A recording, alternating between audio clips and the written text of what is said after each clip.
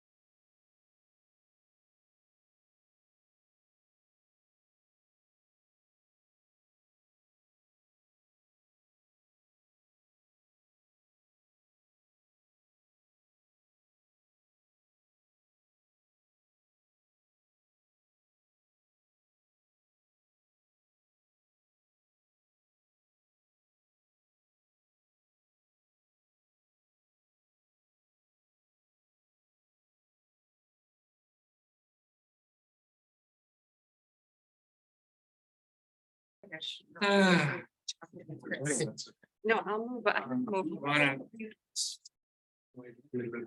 Need a chair.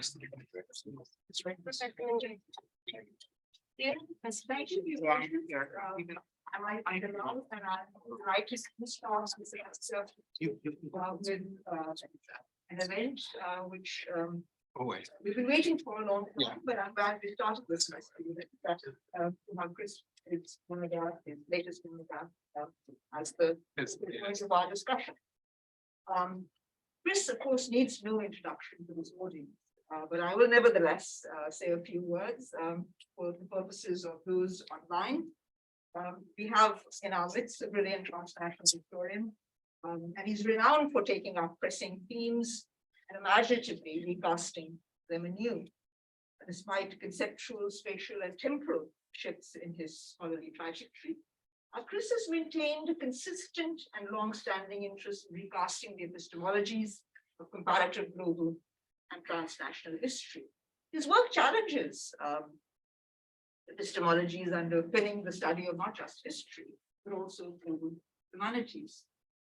He explores connectivities and connections between asymmetrical and incommensurable scales that allow for multiple perspectives. And what I like about his work is his efforts to create this panoptic vision of things. And I think he does this really, really well in his book prior to this, on colonialism in a globalized, globalized perspective. I call it globalized perspective. He does that really well, and especially this new one as well.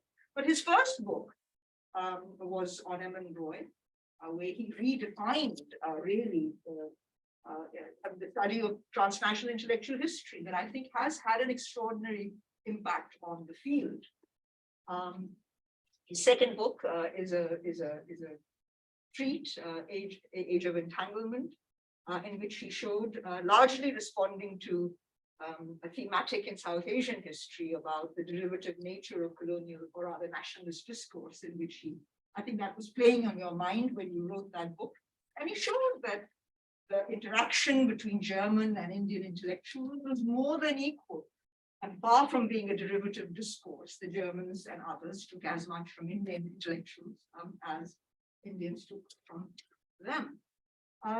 So I think the book that we have long waited for and really excited is the one that he's going to be speaking to us about today, which is the Black Growth of Empire, Reparations, and The Long Death of Slavery, which is Penguin UK and Simon and Schuster USA, which interrogates the unfinished business of emancipation and the knotty issues of reparation and redress developing out of grassroots activities in which Kris himself is involved as a public intellectual.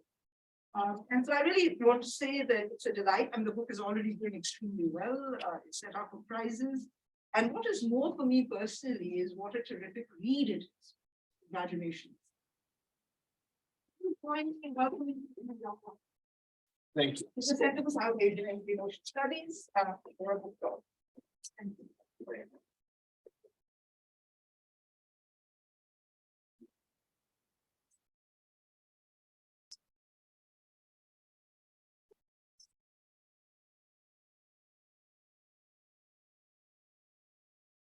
So it's a pleasure to be here amongst friends at my home and to share this project, this book, which came out some months ago.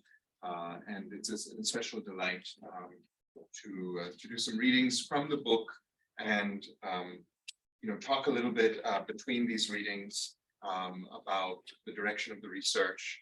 I want to read from the book because, as Aisha said, the writing was of great importance to me, and the importance of good writing is something that I put a lot of time and effort into, and so I'd like for you to get a feeling for the texture of the book.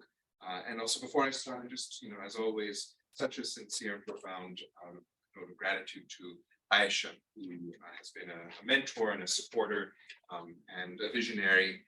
And it's good to have, mentors who are visionaries, because it reminds us that it's worth it and that we do it together. Right? And I say that also for the younger crowd here. It's important that we do these kinds of projects together. One of the things that before I even start reading, just to locate my project and in many ways myself in this project, I think it's an achievement in this book to put different parts of our history onto the same page, so to speak. And myself located multiply between the Caribbean and South Asia in terms of my own personal history.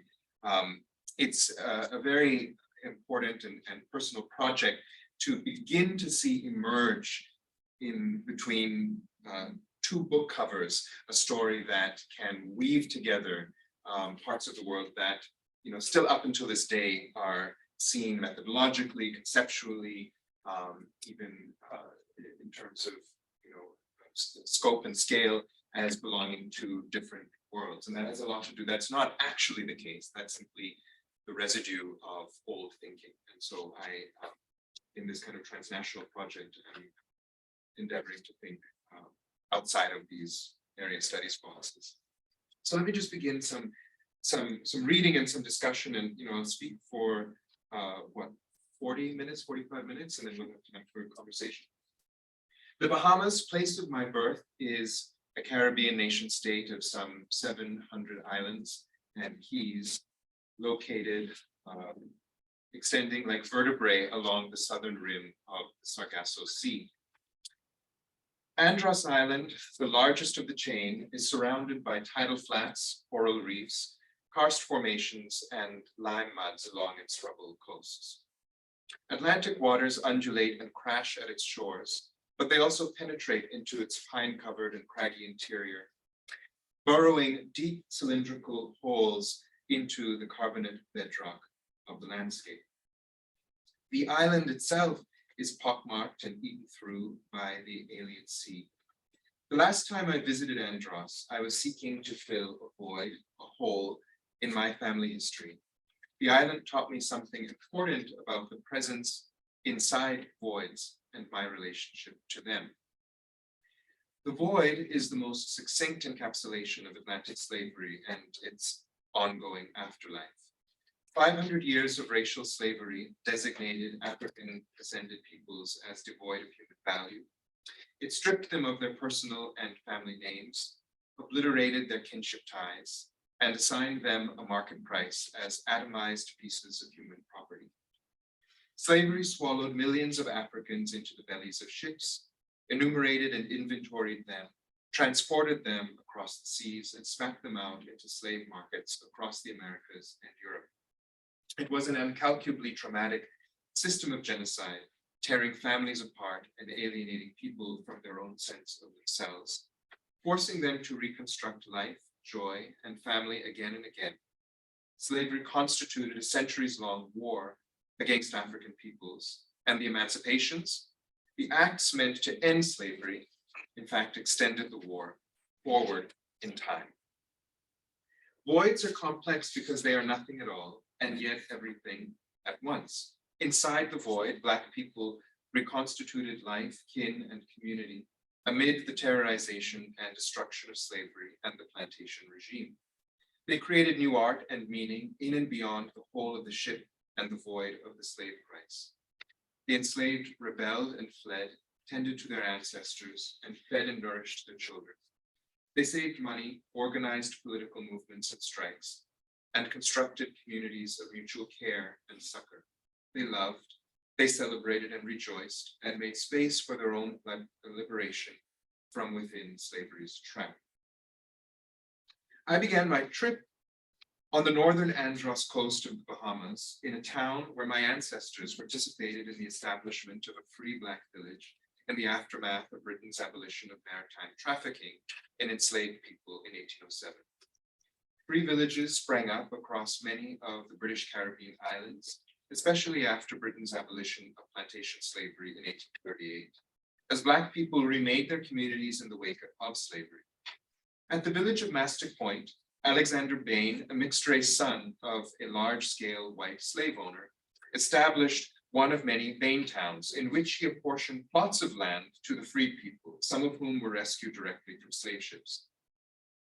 The freed people used the land to build small homes, keep subsistence plots, and anchor their fishing boats.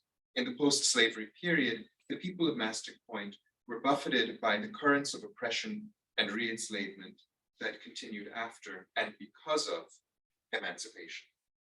Illegal trafficking in the abducted people from Africa to the Bahamas continued all the way up until the 1880s, more than 70 years after the British abolition of the slave trade.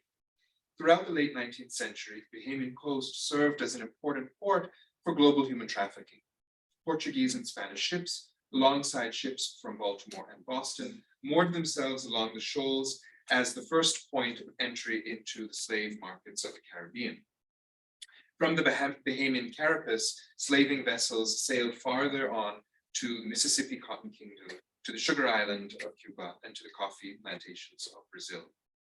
The rumor in my family is that my great-great-great-grandmother, Lorena Woodside, Ama Lorena, survived the horror of a slave ship chartered from Luanda, Angola, sometime in the 1880s.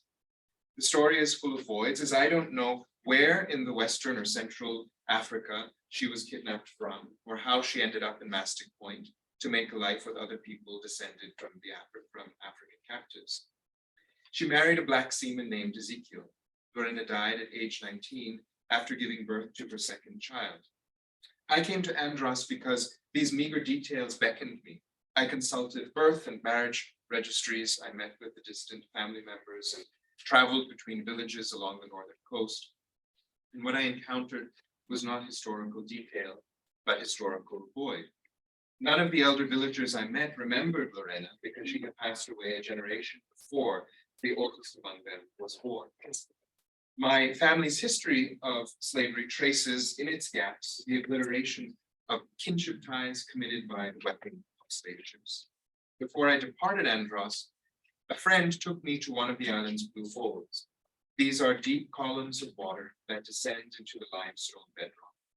Some even connect through subterranean caves directly out to the ocean.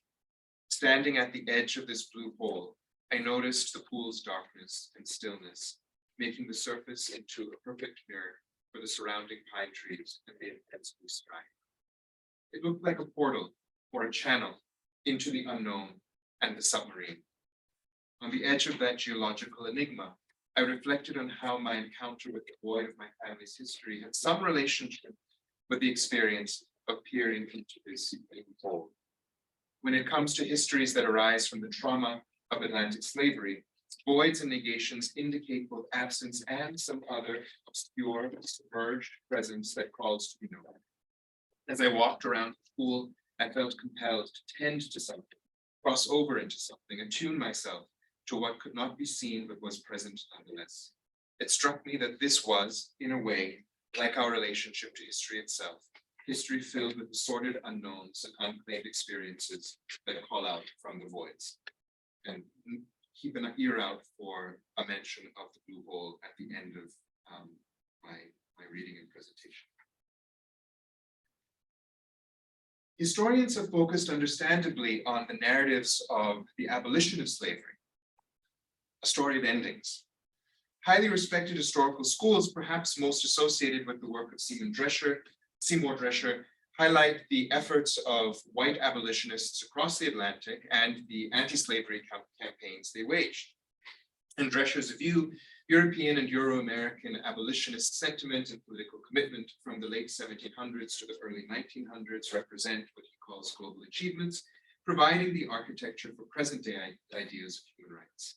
This view, however, obscures that when white societies actually began implementing their anti-slavery ideas, they did so in ways that prolonged and extended the captivity and oppression of Black people around the world. We can simply call that as, term this a kind of liberal mode of abolition.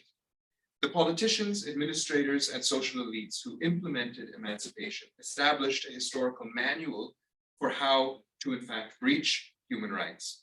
They withdrew justice from the historical victims and appeased the perpetrators and created alibis while doing so. If anything, the very way we think of the human and who counts as human has emerged as a centuries-long struggle, precisely because of the way abolitions were carried out. The laws and policies that together we call emancipation transformed abolitionist ideas into abolition as a social fact. But as we shall see, the emancipation processes across many societies in the form of laws, policies, and institutions aggravated slavery's historical trauma and extended white supremacist rule and anti-Blackness. Emancipations conserved and then reactivated, or I'd say evolved, the racial caste system of slavery, putting it to new uses that still structure the disequilibrium of life chances in our present societies. When history writing focuses only on abolition and the ending of slavery, the half is not told. Historians that tell us that the hurt is over, that abolitionist achievements endure, disregard the reality of ongoing racial oppressions. What happened after slavery ended in the legal and procedural aftermaths called emancipation, and in the rebellious self-liberations of Black communities, matters for the work of reparations today. Reparative justice demands ways of retelling the past that detect the voids, that disclose the voids previously consigned to the archival silence, and of rewriting history in ways that matter to the voices who emerge from these voids and that make these voices matter to us. I'll pause reading just to make one point, which is to say that in writing this book, I recognize that there are really two theories of history, two philosophies of history that I feel are in competition. And I would like to clarify that here. One I'll call a liberal conception or liberal philosophy of history, which has two main characteristics. It defines the relationship between past and present in one sense, by distance, i.e. the past is far away from the present. And also, secondly, by a process of supersession in which present time supersedes past time. This liberal conception of time, this liberal philosophy of time, in fact, is the undergirding for the very design of emancipation, the alibis of emancipation that I'll mention very briefly before going into one concrete example. But this liberal philosophy of time, this liberal ontology, if you like, is contrasted by a different sense of time, a sense of time that I think is embedded in the reparations movements, especially the reparations movements that are rooted in the Black humanities going back to the beginning of the 19th century, the end of the 18th century. And this sense of time is not marked by distance or by supersession, but is rather marked by the observation that the past, in fact, creates, if you like, the conditions and the climate for the present. The present is the climate of the past. The present is the past's condition. And so in changing our conception of the relation between past and present, in fact, a whole other way of imagining liberation emerges. Black communities practiced self-emancipation, insurgency, and many large and small forms of liberation. And here I'm very intentionally contrasting liberation work or liberation practice with emancipation as two key terms that I put into tension. Black communities practiced many forms of liberation in counter-response to state-led emancipation processes. Black people demanded freedom beyond the limits, sentences, and time schedules of what was handed to them by emancipators. In fact, the very term emancipation comes from the Latin emancipatio, which simply means to, quote, let free from his hand. Very, very much embedded in the etymology of this word itself from ancient Roman law is the legitimization of a supposed authority of some kinds of people to trade or sell or give up their ownership right over other kinds of people. Instead, Black people emerging, growing their families in the midst of the condition of slavery and its aftermath, insisted on self-determination, on the right to land and its bounty, freedom to experience joy and protection in their communities. And these were rooted in both old and new traditions. Self-liberating African peoples demanded the creation of good relationships and reciprocity with other peoples on earth. And as we shall see from the very beginning of abolitionism, Black people did not stop insisting on the proper amends for the historical injustice of slavery and emancipation. And I'll just also mention briefly here that when looking more carefully at how reparations struggles have emerged from the late 1700s onwards, I would say that there are really two key features, and I invite you to ask me more about this in question and answer. One of them is the insistence on liberation practice which took many different forms, and I can give you some examples. I might give you some examples in readings to come. But liberation practice amongst these communities was not about waiting upon the liberal state for some kind of handout or some amount of compensation, but was really about practicing redress in a variety of ways from the grassroots up. But then second of all, and this is where the state was being implicated directly by Black communities. It's not as though they just were happy to work out liberation on their own. Of course, they were working on liberation in the context of active repression and violence. So the demand was really for reconstruction.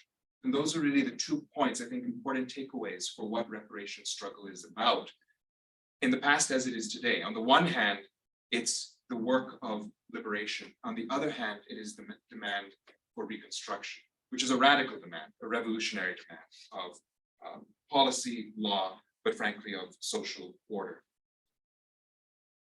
So the book is organized into 5 chapters, and the 5 chapters cover, if we like, 5 different modes of emancipation that began in the 1770s and continued all the way through to the beginning of the 20th century.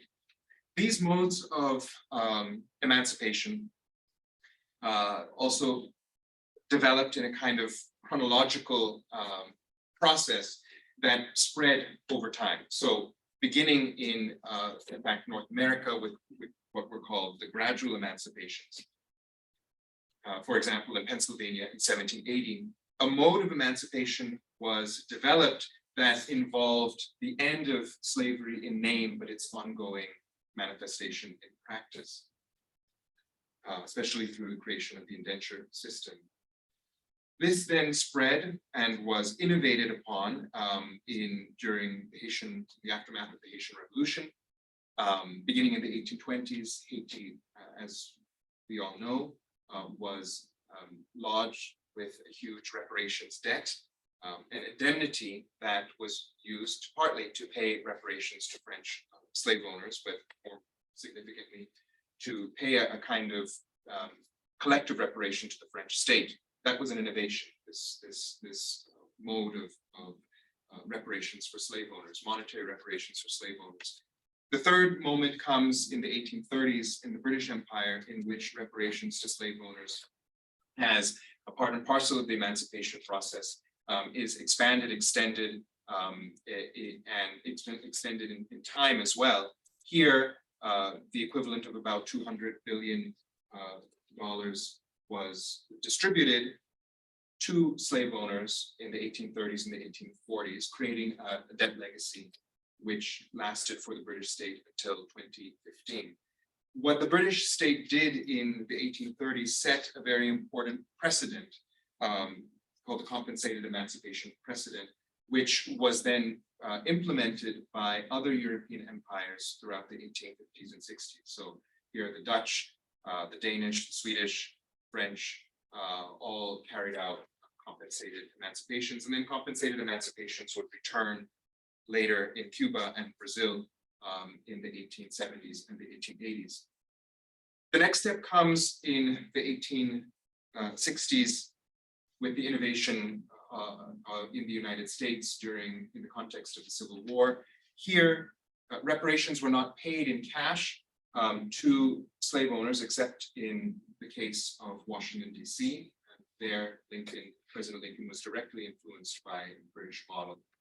But instead, the innovation is a new way of paying a kind of slave owner reparations in kind through innovations in law, literal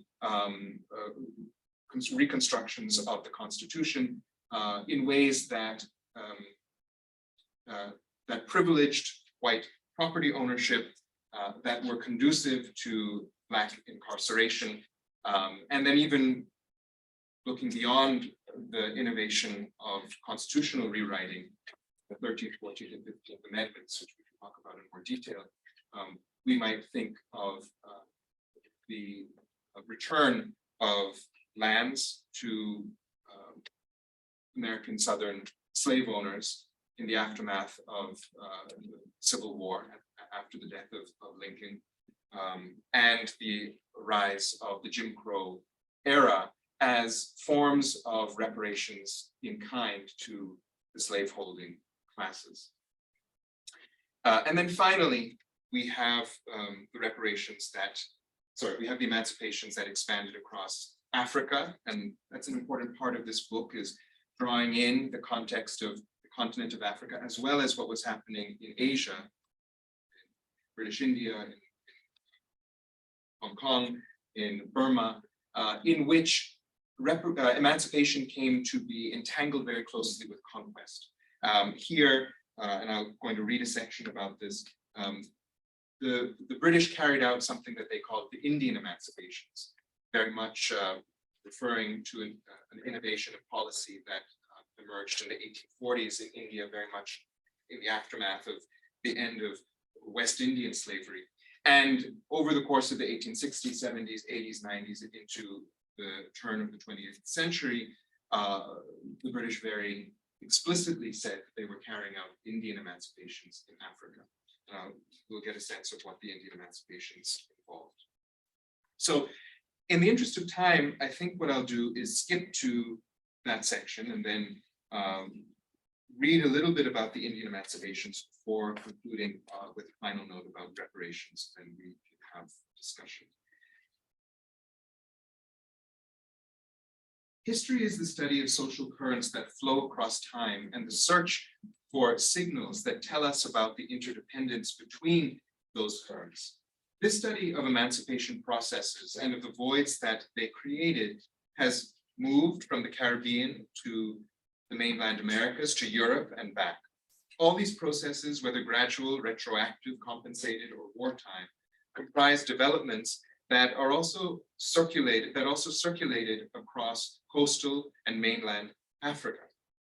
Emancipations belonged to a hemispheric transoceanic system, and the seaboard and hinterlands of Africa played a pivotal role in this system, both in the history of how emancipation processes unfolded and how Black people responded to the emerging post-slavery regimes. Oceanic interdependence provides an ideal metaphor for the flow of ideas and people around the African Atlantic, between the African continent, the Americas, and Europe. Look inside the blue holes pockmarking the limestone island crust of the Bahamas, and you find they contain a record of continuous connections with the African desert. Blue holes swallow sediments carried by African ocean currents. Sedimentary layers build up over geological time, thousands of years. Remember I said that there's something in those holes that was a mystery. So this is a little bit of what that mystery entails, at least in geological terms. These red sedimentary layers are the sign of a distant connection. The winds from the African Sahara driving North Atlantic ocean currents westward, delivering the Sahara's ultrafine red sand from more than 10,000 kilometers away into the voids in the Bahamian karst. This movement is only one part of what oceanographers call the, quote, Great Ocean Gyre. The gyre, or circulation, continues as ocean currents flow clockwise up the North American coast and are amplified by the eastward flowing wave energy of the Gulf Stream. On the other hand, the coasts of West Africa exhibit extremely rich oceanic ecosystems only because of their interconnection with the North Atlantic gyre. While ultramarine currents from Africa bring fine red desert sand to the Bahamas, the currents from the Caribbean, North America, and Atlantic Europe enable a flourishing of sea life along the West African coast. Ocean systems are characterized by circulating interconnectedness.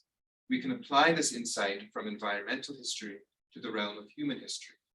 If governments and slave-owning interest groups engineered the long death of slavery across the Americas and Europe, we must also explore the ways that the diverse people of Africa were caught up in the currents of slavery's long death and the new kinds of circulations that Black people across many continents created in the midst.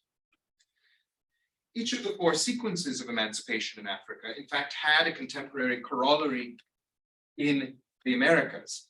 In 1786, at the end of the American Revolutionary War, a small group of anti-slavery entrepreneurs in Britain established, in fact, the first emancipation colony on Earth on the west coast of Africa. So from the very beginning of emancipations, Africa and the Americas were, of course, directly interconnected, just as much as slavery, the history of slavery directly interconnected these two land masses. By 1807, the West Coast became a global center for adjudicating the abolition of the maritime slave trade. By the 1840s, in the aftermath of the recent British abolition of slavery across the Caribbean, European colonizers unveiled a whole new approach to abolition in Africa and Asia, and they called this the Indian emancipation. This approach relied on a consortium of merchants and missionaries. Finally, by the 1880s, the era of what I call global Jim Crow dawned, as European and American states unleashed all-out terrorization and destruction campaigns against a kaleidoscopic range of Black and Indigenous peoples across Africa, the Americas, and the Pacific. The global war on Black people intensified, not just in the aftermath of emancipations, but in the name of emancipations. The Indian emancipation. Emancipation processes in Africa began as small, improvised endeavors to establish an emancipation colony and grew eventually into a large-scale legal and carceral system of emancipations by sea, adjudicated not just in Sierra Leone, but at specially designated courts across the rims of the Atlantic Ocean.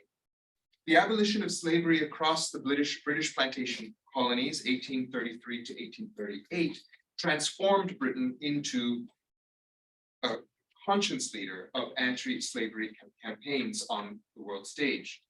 These campaigns brought a new kind of conquest to African shores and interior regions beginning in the 1840s. In the 1830s, leading British anti-slavery campaigner and parliamentarian Thomas Fowell Buxton fought for the abolition of slavery and against the apprenticeship system that prolonged servitude after abolition.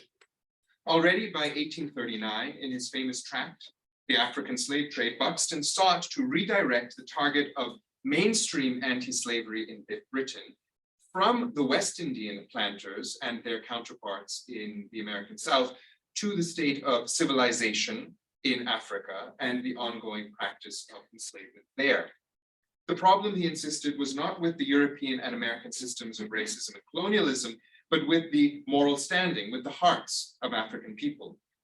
In Africa, according to Buxton, quote, the parent, debased and brutalized as he is, martyrs his child, unquote.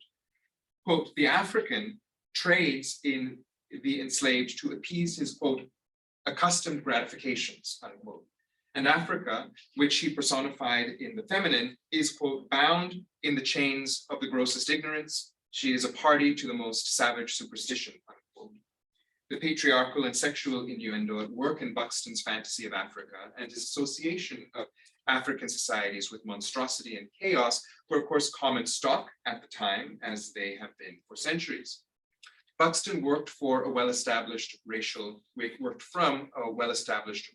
repertoire dating back to the 1500s, in which European male fantasies of sexual, political, and economic domination construed Africa as a monstrous feminine figure and an object of conquest. Conquest, again, is the wish and effort to colonize, to rule, and to exploit other people's life forces. Buxton is articulating a new vision of mid-century emancipation of Africa, drew on the same renderings of African people that once served to justify the practice of transoceanic slavery.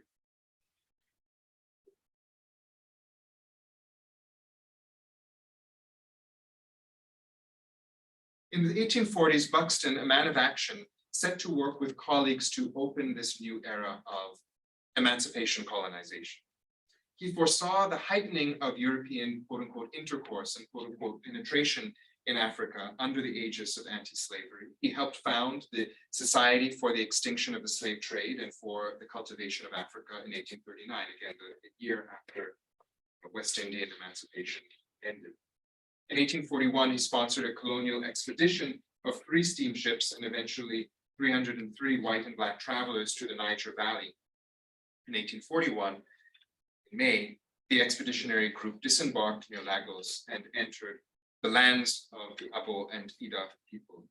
They signed treaties for a small settlement colony. Expedition members set up a farm to cultivate cash crops, including cotton. Ralph Moore, an emancipated Liberian man once enslaved in Mississippi, served as the overseer. In June 1842, the British government declared the end of the expedition, citing health risks specifically to white expeditions.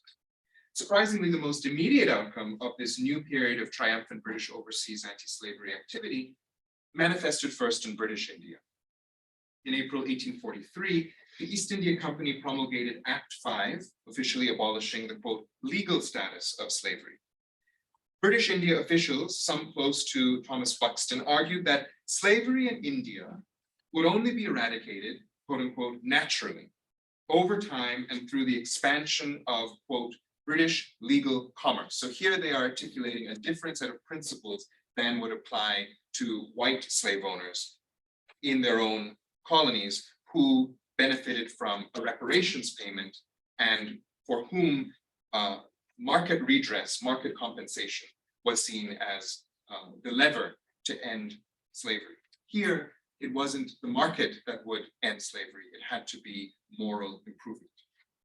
For its domains in Madras, Bombay, and Calcutta, the East India Company's Act 5 stipulated that, quote, no public officer shall sell or cause to be sold any person, unquote, that colonial courts would not enforce any, quote, rights arising out of an alleged property in the person and services of another, unquote, and that people who were freed from slavery would be allowed to hold property. In other words, the law prescribes a fully passive stance toward the practice of slave owning and slave trafficking in India. A later British imperial theorist would call this the doctrine of, quote, permissive freedom, unquote, as opposed to regulated freedom. The British East India Company would permit enslaved people to be free if they could find a way on their own, but it would not take any proactive actions to help them attain their freedom. In diametrical contrast to the West Indian emancipation process of 1833 to 1838, in which the state intervened to bring about universal emancipation nominally across the British plantation colonies by appeasing British slave owners. And that same appeasement logic would, of course, define the way emancipations would take place in the American North in the context of the American Civil War and in South America as well. The East Indian emancipation process was pro forma and disengaged. The approach was justified by British American ethnographers and missionaries such as William Adam. Adam, who had lived in Calcutta for a time, proposed that slavery was simply, quote, a feature of Indian custom, unquote, and respecting Indian customs through a gradual and non-committal anti-slavery policy would be the mark of enlightened British overlordship. Buxton praised Adams' work during the same decade that the East India Company promulgated its Toothless Emancipation Act. It also completed the conquest of many large and small Indian polities, including the Punjab and Sindh, and sponsored experiments in cotton and sugar plantations staffed by white overseers hired from the American South and the West Indies. The approach developed by the British East India Company came to be known simply as Indian Emancipation, which British colonial administrators from the 1870s to 1915 explicitly applied to their programs of large-scale African conquest. It should not be a surprise that some of the military and governing personnel organizing the British conquest of Africa in the late 19th century had earlier participated in the conquest and the quote-unquote permissive emancipation in India in mid-century. And so here we see that very interesting liberal mentality, or we might call it cunning, of proposing that in India and then later in Africa, in fact, conquest was necessary, and the expansion of a long-term British presence, colonial presence, was necessary to gradually change the customs of the locals, which would lead eventually to this permissive emancipation. It needed colonization. So let me make the connection to what happens in Africa very briefly, and then I will conclude.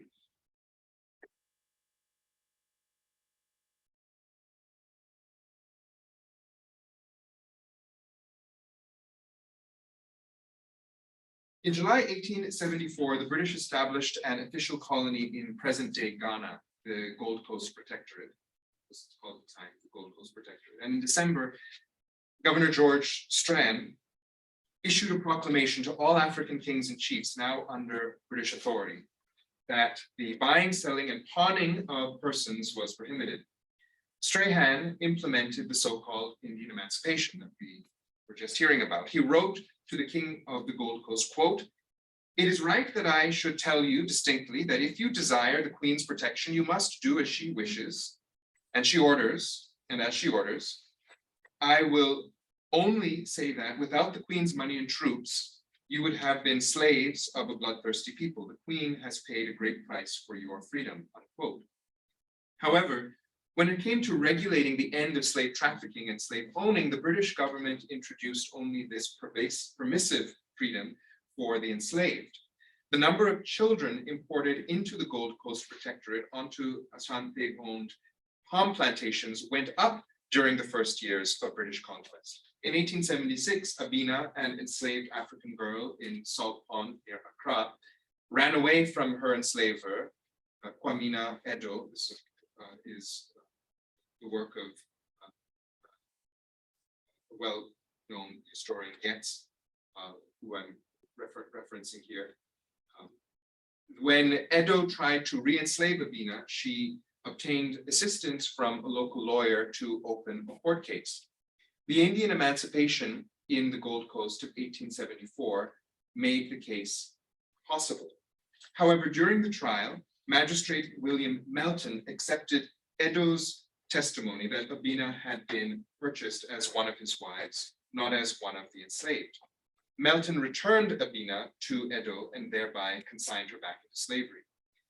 This example shows that British emancipation in its newly conquered African colonies both encouraged enslaved people to run away from their captors, as many thousands did from the Sokoto state, today's Nigeria, northern Nigeria, and also offered no effective protection to them if they were caught doing so. The British colonial state also made no intervention or regulation to aid those who did not or could not flee. Conquest emancipation went hand in hand with abandonment by the colonial state.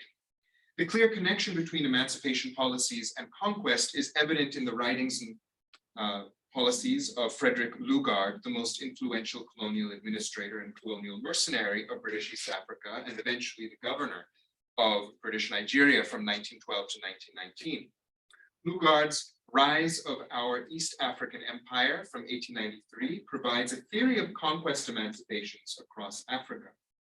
He argued that to abolish Arab and African slave trafficking, the quote, application of the Indian Act to East Africa, unquote, was necessary. This involved the abolition of the quote, legal status of slavery, as British colonial administrators became the quote, protectors of new colonies in Africa. At the same time, the administration had to remain hands-off in its implementation to prevent quote, friction with and quote, dislocations of the indigenous elite. Quote, in a word, the non-recognition of the legal status of slavery, unlike manumission, does not involve the overthrow of existing social institutions in the interior any more than on the coast of Africa. Its operation is only involved on appeal, unquote. While refusing to regulate the abolition of slavery in colonial Africa, colonial administration simultaneously pointed to slavery as their justification to extend wars of conquest across society. So I will conclude, this taste of the book by just noting that I was reading there from chapter 5, the last chapter, substantive chapter of the book, which takes the story to Africa. What I haven't read in the selections that I've chosen is the portions of the book that focus on reparations activism, the different modes in which Black people really from the 1770s onwards were working towards, on the one hand, liberation work, we're doing liberation work, and on the other hand, we're working for radical social reconstruction. So I'll leave that for the Q&A, but I'll give you a taste for reparations work in this last section of the book.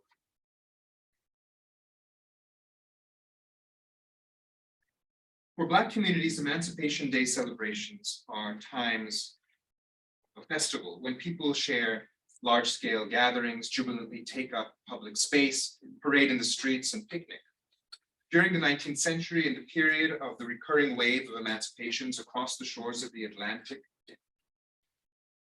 Black communities celebrated Emancipation Day on varying calendar dates. In New York City, after the end of gradual emancipations in 1827, communities convened every year on July 4th for street processions, speeches, and afternoon meals. The formal abolition of slavery in the British Empire on August 1st, 1838, occasioned yearly commemorations among Caribbean people and Black Britons, continuing to this day.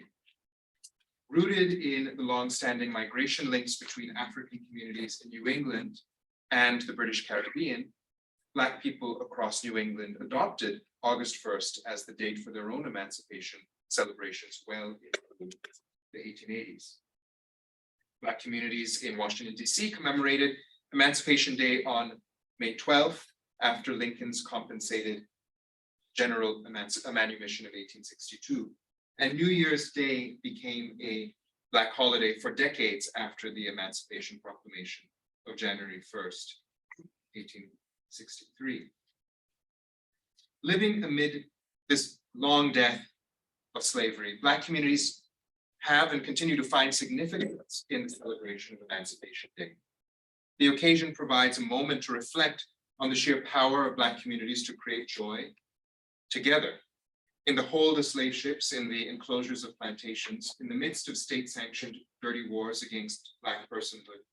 The enslaved and their descendants have survived and persisted.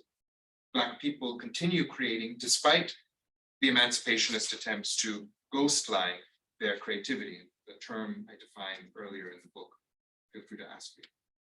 The Jamaican Rastafarian term livity or vibrant aliveness refers to a capacity to create and to hold on to being when faced with the imperative to be nothingness. Celebrating the vibrancy of Black life has been and remains the theme of Emancipation Day celebrations, regardless of the date or the location.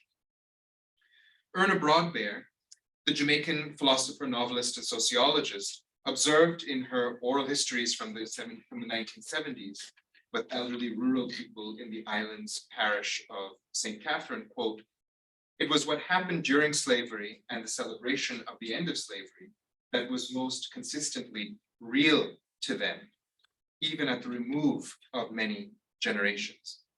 Emancipation, what the Jamaican village people call getting the free, was an object of historical memory. It symbolized the reclaiming of Black personhood from the gulf of slavery's void. It also symbolized the need for continued watchfulness and vigilance. People remembered their ancestors, quote, keeping vigils on the Emancipation Eve, the 31st of July, waiting for the day of their freedom. This observation of the annual Emancipation Day in Woodside, Jamaica takes place still today as a night vigil, as a practice of staying awake and watchful in post-slavery.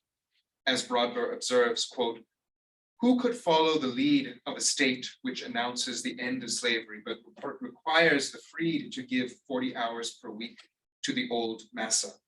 A state which gives you freedom, but takes away the necessities of life. A state which sees you as the enemy," unquote. Those whom society makes into its ghosts return to trouble, unsettle, and haunt the systems of their oppression. But they also exert another kind of power, the power to witness and to watch.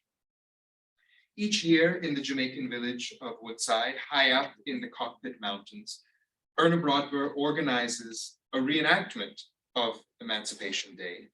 Woodside is on the site of an 18th century coffee plantation, and many people in the village trace their families back to the enslaved and emancipated on this ground. On July 31st, the village stays up. At daybreak, community members parade to the hill where the enslaved had once erected their own small church. Those gathered perform a play, and someone reads aloud the Emancipation Proclamation of 1838. In the performance, the community talks back to the proclamation. People ask, for example, quote, "Why should God save the Queen, but not the people? How come there was no apology for our enslavement? How can there be freedom without access to the materials to enable and protect freedom?" Unquote. Villagers speak to those who never stopped to heed the voice of the oppressed. Then comes a 5-mile procession with drumming and singing around the perimeter of the old coffee estates. The day ends with a common meal of food brought from the homes. The reenactment, the celebration, and the rituals of redress all serve to create space, liberated space, around forgotten history. This Black space, as Broadbear calls it, is the needed psychic and political space, even on the scale of a village, to offer safe harbor to our ghosts and to imagine how the future of the whole world can be radically different from the trajectory of the past. History's unendings demand that we linger with the voids and not look past them. And history requires that individuals, institutions, states, and international organizations participate in reckoning with reparations for slavery. Emancipation processes saw the future after slavery through the eyes of perpetrators. But justice requires the proper readjustment of the relationship between all of us affected by the legacies of slavery to something more human, perhaps something more than human, so that we may make something shared and new together from all these plundered parts. Thank you. I hope that that gave you obviously it did, I'm sure, a sense for the writing in the book. And I was also trying to lay out, some of the historical argumentation and just draw the lines between, the arc of the book between the 1770s, the end of the beginning of the 20th century, and how I link that to our present time. So should I turn it over to you? Thank you very much. That was really a fantastic book talk. I just want to ask you it's actually a comment, maybe a question, and one is a question. The first one relates to your discussion of the unfinished business of emancipation and this long death of slavery. I mean, it's impossible for me to not think of the long death of colonialism as something that we reckon with in other contexts. And so, I really like the way you're connecting emancipation and conquest. And I wonder whether implicit in what you're saying is that colonialism is really the reason for the persistence of this unfreedom, despite the emancipation. So that was one thought, and its relationship to decolonization. The other one is a straightforward question, and that has to do with reparations. And here I'm thinking of your very interesting comment about the two types of philosophies of history. One where past is distant from the present, and the other where the present is the climate.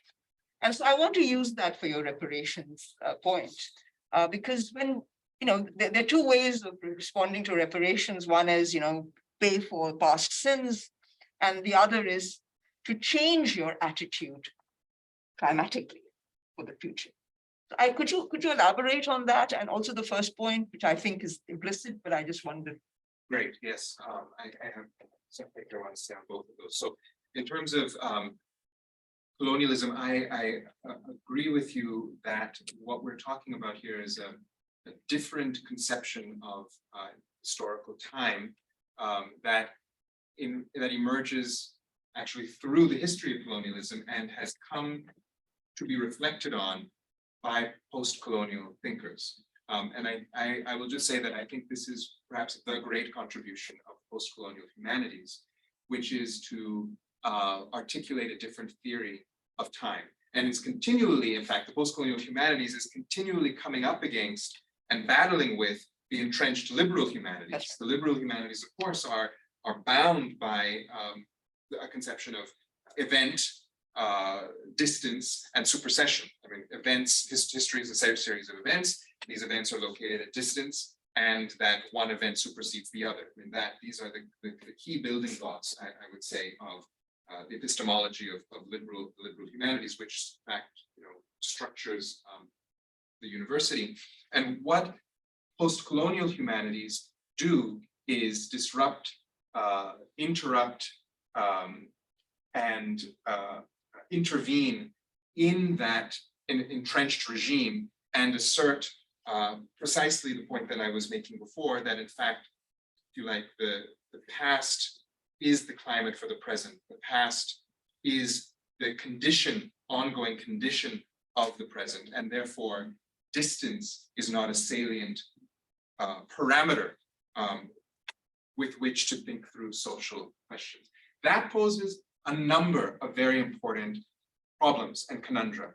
And I think here too, I'll just say one more note here, that when we read theorists from the post-colonial humanities who are reflecting on philosophies of time. So for example, I think of Sylvia Hartman, I think of Christina Sharp, I think of the wonderful book, although I'm forgetting our writer's name, Silencing the Past. So is it? Michelle Ruff Trio. Trujillo, that's right, Michel Trujillo. Or in fact, any of our post-colonial theorists such as Fanon, Sylvia Wynter, Césaire, when I think of, for example, Discourse on Colonialism, they all were making two fundamental points. Number one, that the philosophy of history, the theory of history is not one of supersession. Therefore, the past is with us. But therein lies another conundrum, which is then what? And that connects to your second question. And the then what? There's a whole spectrum of responses, which the post-colonial humanities, in fact, illuminate. But one thing that they seem to all insist on is irresolvability. That as opposed to the liberal compulsion to fix and resolve and move on from, there are other ways, there are other sensibilities with which we can actually engage with this condition, which is not about resolving it, but doing other things. And the other things are many: reckoning with, witnessing, working through, reconstructing, repurposing, but not resolving. And so that leads to the second question, which is within a certain dominant discourse today, and we see that discourse of reparations with us in the media, certainly, and no surprise, this should be the framework that the media, the liberal media would glom onto. There is this compulsive need to resolve. How much? How much money? Just tell us. Is it 2,000, 20,000? And for those of us who are formed and framed by the post-colonial humanities, it's an absurd discussion. It's putting it a little bit more critically and clearly. My sense is that there are actually three paths by which reparations discussions have emerged, and they come out of three disciplines. Really. There is, on the one hand, number one, there is a human rights discourse on reparations, and this is what took off in the wake of the Second World War and the murder of the Jews of Europe, and was very much framed in terms of human rights tort, that there was an event that took place, that event has to be redressed, and we will redress that event through a variety of both truth and reconciliation, i.e. the Nuremberg trials, and on the other hand, monetary compensation. And the German state paid a huge monetary compensation. So that's a very tort-based, very legalistic approach to reparations, which actually reinscribes this idea of distance and supersession. The second mode actually emerges in the 1970s and the 80s in post-colonial states as they were in crisis, very much reckoning with ongoing imperial intervention and meddling and with dictatorships. And so we think of South America, Peru, Venezuela, Brazil. We think of South Africa, which became a major site for this form of reparations in the 1990s. And this is the truth and reconciliation mode, which is to say what reparations should do is they should actually reconcile the perpetrator and the victim. So here we have another dimension of the liberal mindset, which is reconciliation, which is resolvability. And then we move on. We move on. And we look at what's happened in many of these societies, for example, South Africa, and we see how irresolvability, in fact, comes up all the time, that nothing was actually resolved. And so it's a deep problem to claim that a Truth and Reconciliation Commission can resolve.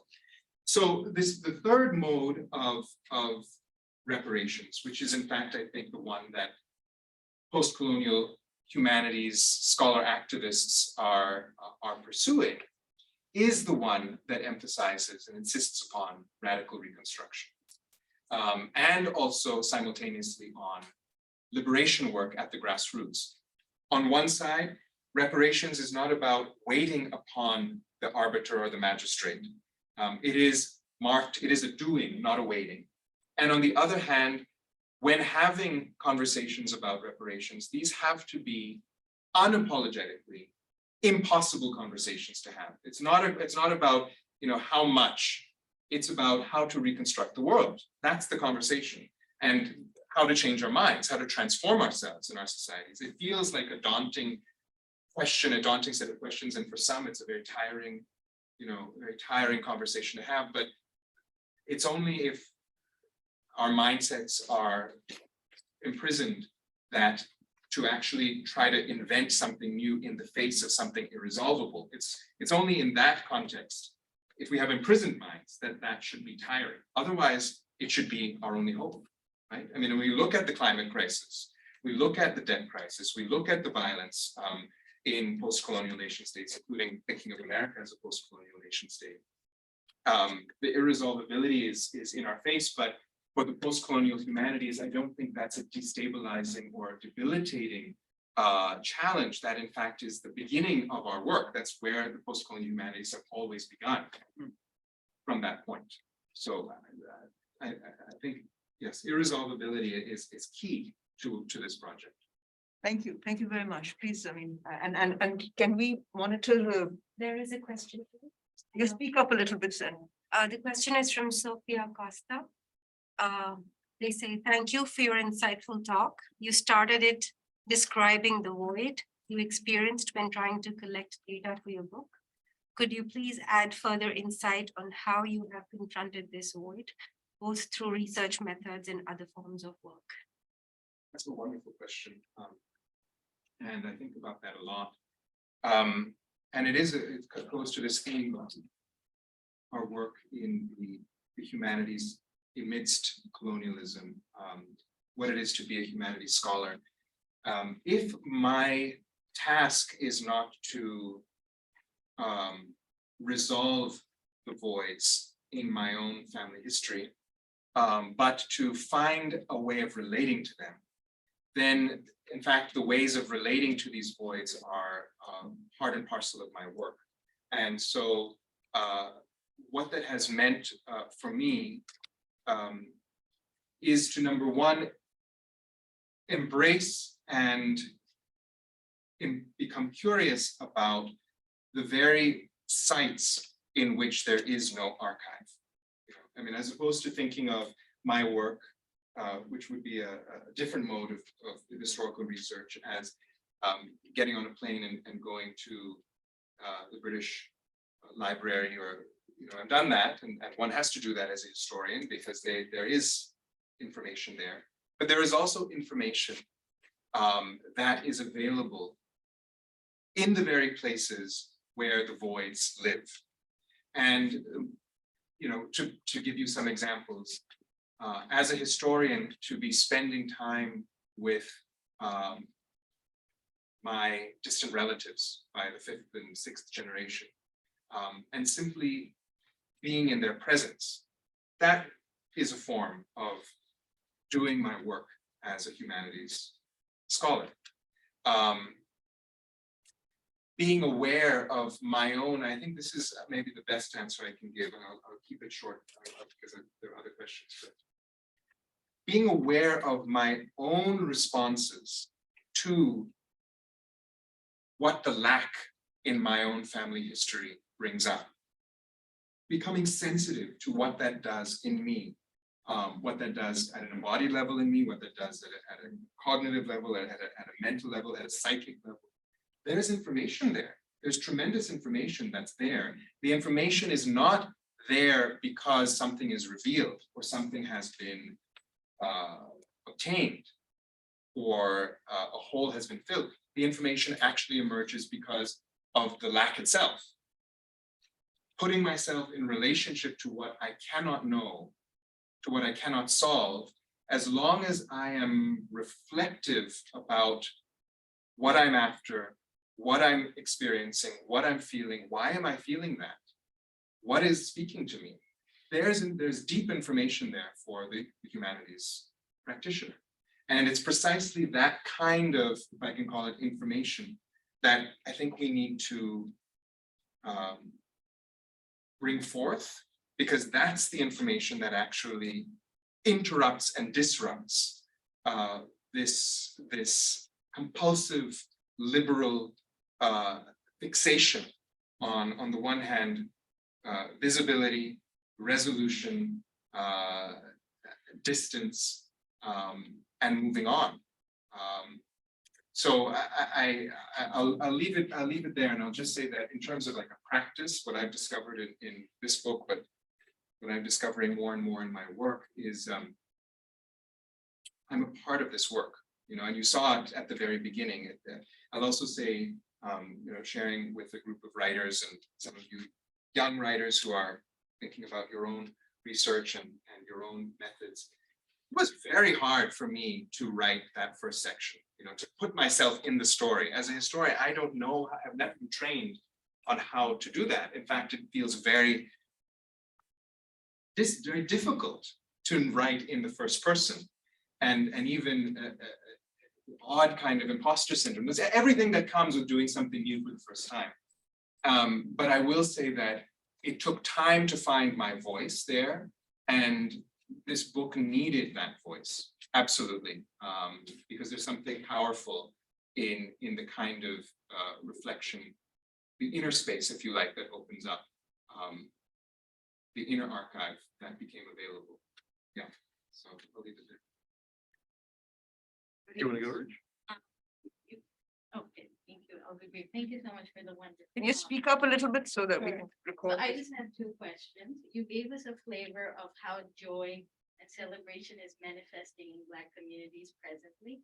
But I'm curious about historically, what were you able to uncover? Like, what did these practices entail in terms of joy? And related to that, I'm wondering how were communities able to circumvent the demands of the capitalist time and temporality? And this question is inspired by Professor Ruha Benjamin, who guided me or led me to the Ministry of NAP, this ideology that to circumvent the demands of capitalist time, you know, that's built on productivity and utility, you have to slow down and do less than doing more. I'm just thinking about that. Yeah, well, that's so true in the context of slavery. If we can imagine our way into that world in which life was, the life of the enslaved was, of course, defined by bodily productivity, but also by, you know, almost unimaginable forms of hyper-exploitation, including, you know, the plundering of bodies through sexual exploitation and rape, and the selling of bodies as commodities on markets, the selling away of children from parents. So just to pause for a moment to create some understanding of what we're talking about here. You know, of course, it wasn't just a matter of Black people being forced to work hard. Their very beings were made into a form of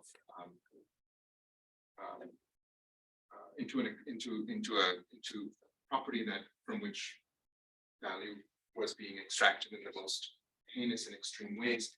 And so in that context, we ask the question, what does joy look like?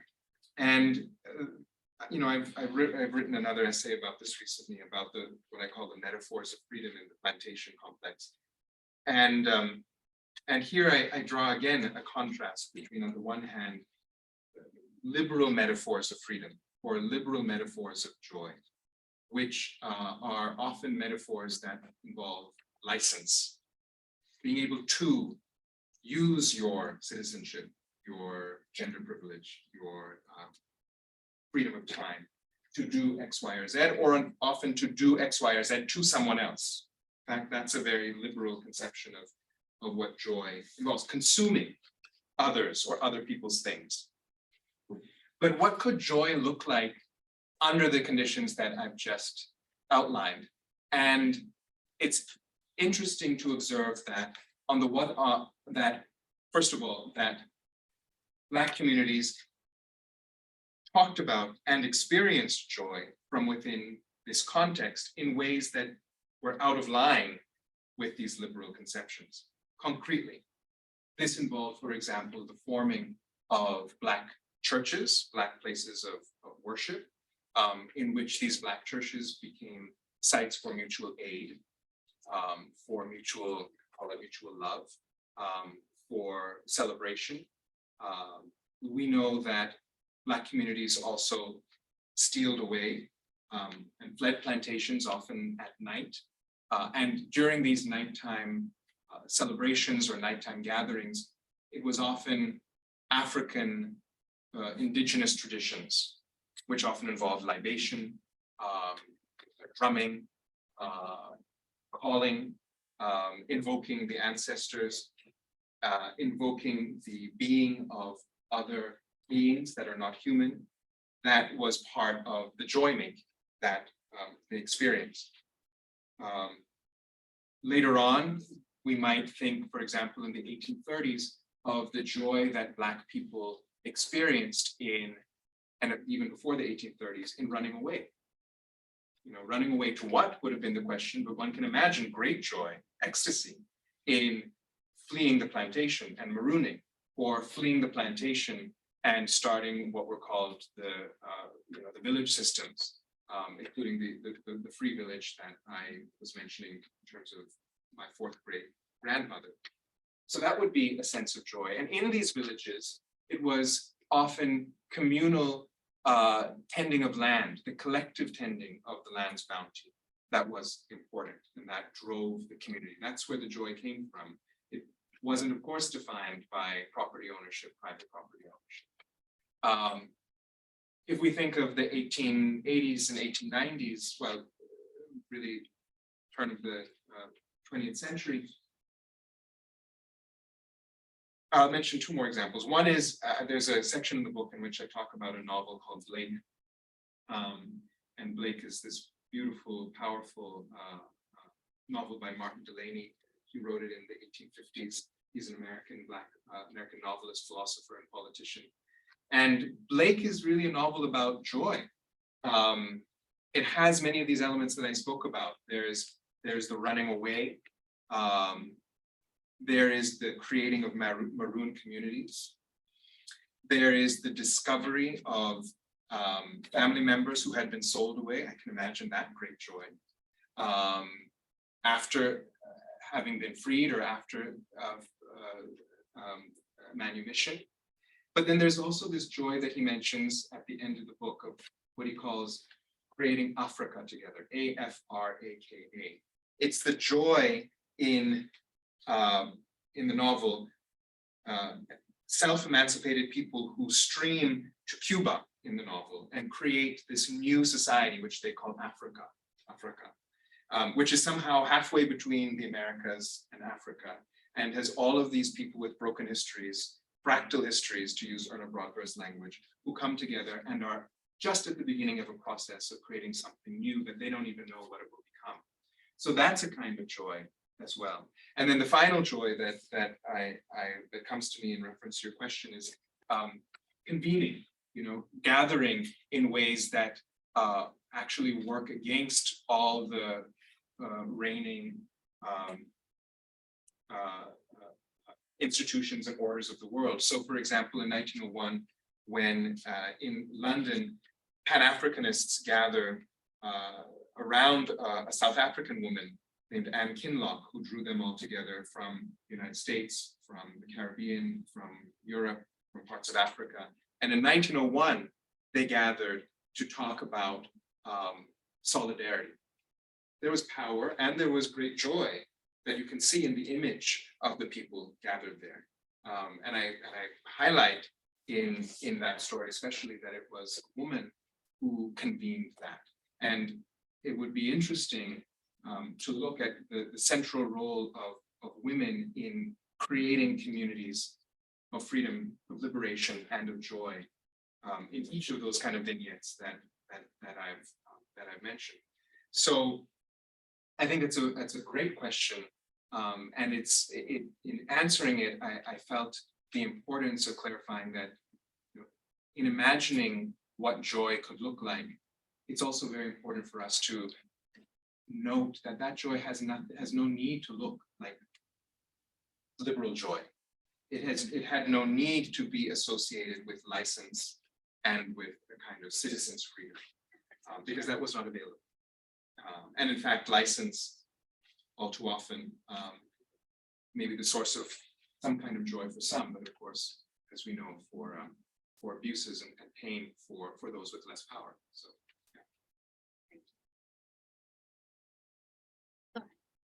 Thank you for this. I sort of want to ask this question in a different way than from the previous questions, which is to think about the relationship between archives, which is often the starting point for historians' work, and reparative justice. And I noticed that one of your previous answers was talking about embodiment and how difficult and introspective that process was. And I very much appreciated that. I'm also wondering how else can those of us who are budding historians kind of contribute to this process of thinking of the archive not as just a site of voids, which it is, or a site of analysis or relationality, but as a site where we can think about reparation, or we can be reparative in our work of constructing history. Here I'm also thinking of some of your public history work, so thinking of the op-eds as well as the DC Emancipation Project. I'm wondering if you can just expand a bit more. So my direct answer is a very good question. And my direct answer, and I hope it'll be a useful one and not abstract, is to say, I think the work of the post-colonial historian is to disclose. Now, why I say that is because what the post-colonial historian is confronting is not simply it's not something innocent like just a lack of knowledge about what may have happened in a particular place or people have not yet found the archive. No, what the post-colonial historian is confronting is disavowal. Disavowal is a cognitive structure. It's a cognitive structure that, in fact, provides the order for our liberal world system. And it is the active practice of denying responsibility. That is what we are up against. And in fact, liberal history writing, the practices, many of them that define and determine the social sciences, are part and parcel of disavowal, and are continually reenacting, compulsively, I would say, reenacting a mentality of disavowal. Disavowal is all about masking, but is also about doing the things that I was speaking about before, insisting on distance with the past, insisting on supersession, and insisting on the rule of events. We can just limit things to a set of events and process them that way. So what the other humanities needs to do and is doing and has always done is it has targeted disavowal. And so that's really what our project is. And how do you target disavowal? Well, I think there are many, many steps to that, but one of the key steps is to disclose what in fact is being disavowed. And that is itself an archival project. And so one can go to the British Library and the British Archives, and you can engage in a project of disclosure. You can be seeking to disclose. Once you have found what needs to be disclosed, then the question becomes what to do then. And I think the answer of what to do then links back to something I said before, which is to find ways to relate to the unresolvable.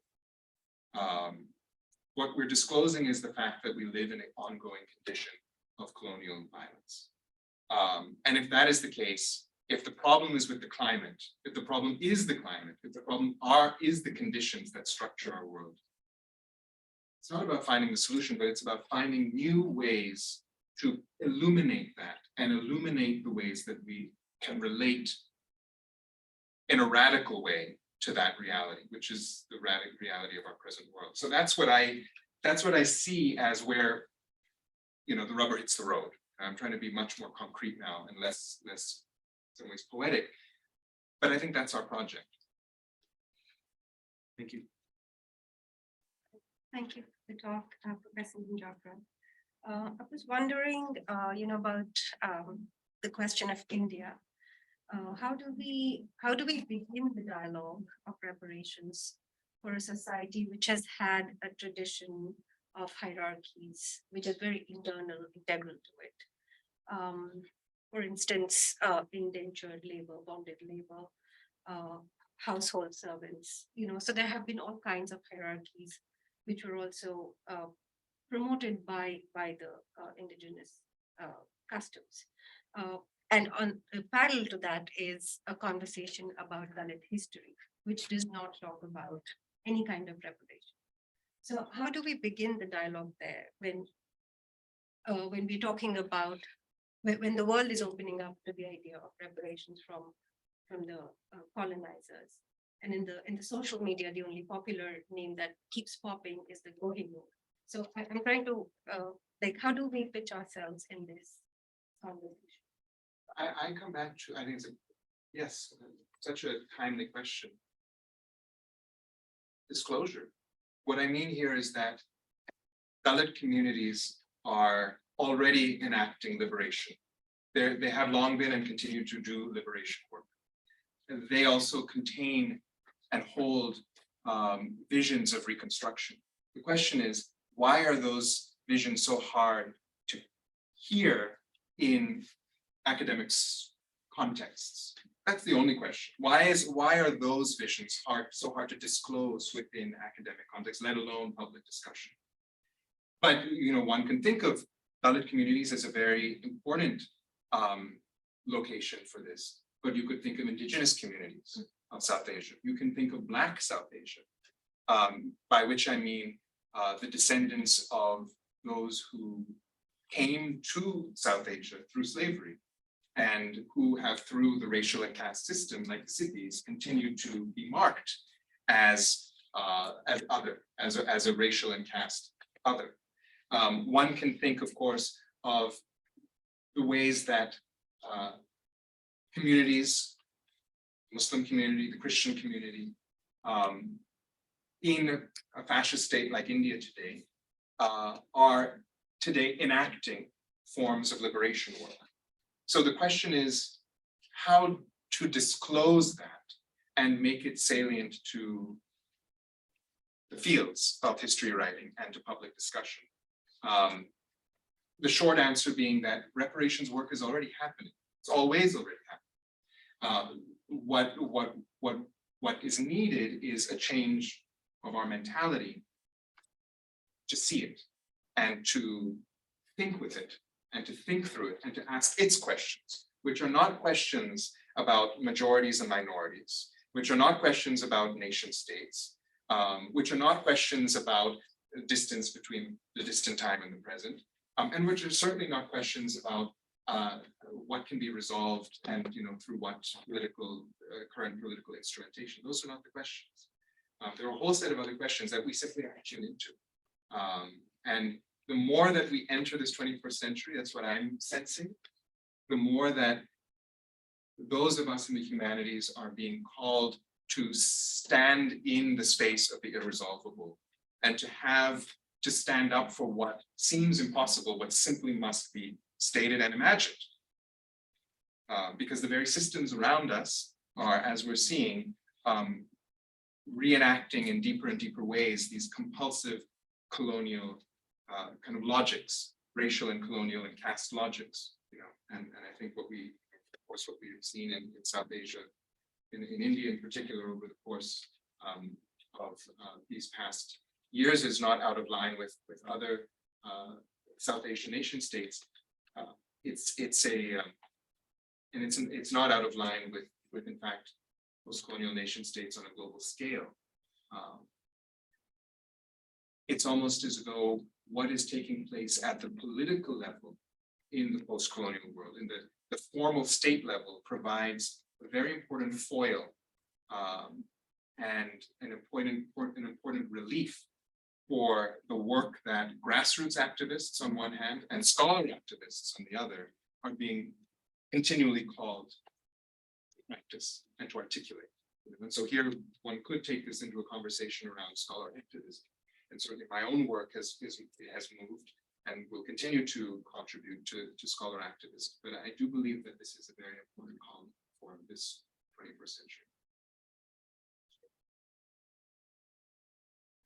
Thank you for the talk, Professor Manjapra. And I was remembering our time from the fall 2016 class when I took your class on colonialism. That's a beautiful topic, beautiful title to the book, Black Coast of Empire. I'm wondering, how long can we expect this ghost to actually haunt the empire? This is a never-ending story. It seems this is something that keeps going on. We are getting aware. We talk about things, but is there a solution? Really? So solutions are resolution, and I'm not interested in the resolution, because I think that the resolution will unfold the more and more that we actually confront the ghost. So I guess my answer to you, the shorthand would be, what would it look like to be more interested in our relationship to our ghosts than in moving past this time of being haunted? What would it look like to embrace what it is to be haunted, to first of all recognize that we are being haunted, that we are haunted? Because the real sickness is this sickness of disavowal. We see it every day, and disavowal is simply wanting to wish it away. A particular group wanting to wish it away, the groups that have the privilege to wish things away, wishing it away. But these questions, the social tensions that we're discussing, that are being discussed in this book, are not going anywhere. And I think that's right. It's good. So in some ways, I want more of the haunting. I want more of the type of this.